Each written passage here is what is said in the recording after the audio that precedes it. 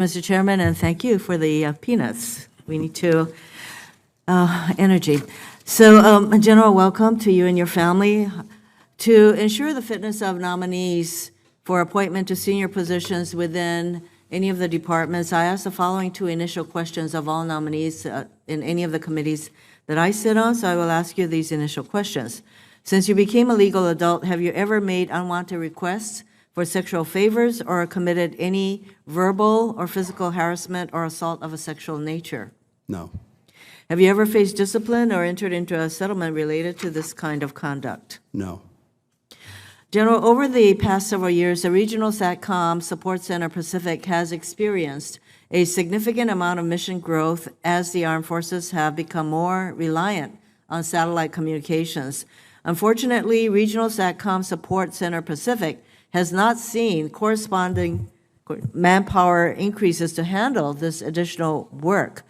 With Army satellite operations set to be consolidated under Space Force in the near future, will you consider increases to the Space Force's manpower levels to ensure every unit is able to keep pace with its mission requirements?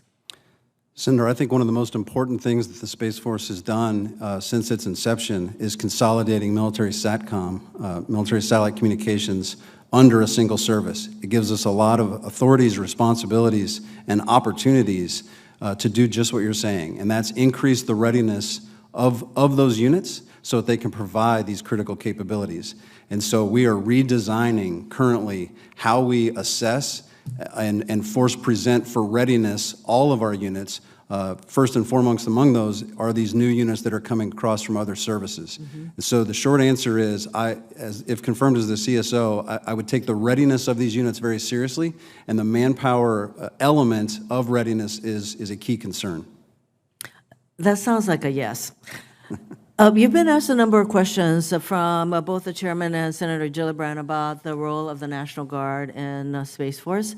And I recently met with members of the Hawaii Air National Guard to discuss their concerns about the potential transition of space missions away from the Air National Guard to the Space Force. And these men and women have committed to the space mission on Kauai and have dedicated their time and training to building their expertise in space electronic warfare. However, remaining assigned to the Air Force while carrying out Space Force missions has resulted in budget gaps and training delays.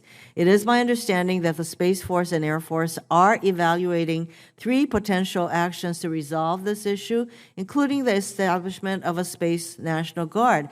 I think that we in Congress is expecting or was expecting a report on how Space Force was going to be constituted due in March, and we don't have that report yet. So until the decision is made as to how the Space Force is going to be constituted, how will you ensure that such National Guard units, which, by the way, exist in a number of states, that would be,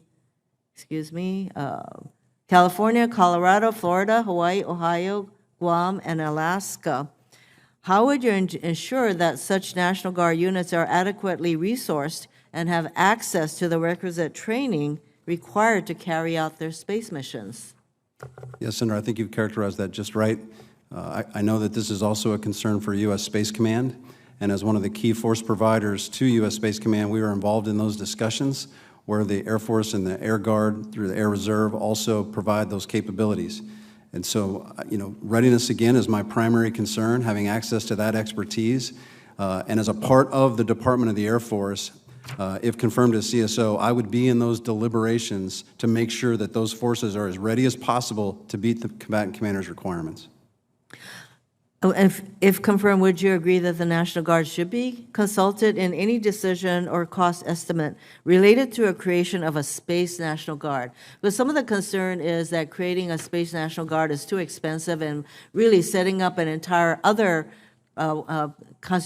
way to constitute the Space Force could be much, much more expensive because you already have these units in a number of the states that I mentioned. So I'd like your commitment that you will be consulting with the National Guard and going forward. Senator, if confirmed as the Chief of Space Operations, I commit to collaborating with the National Guard on a host of issues, this being one. Thank you. Thank you, Mr. Chairman.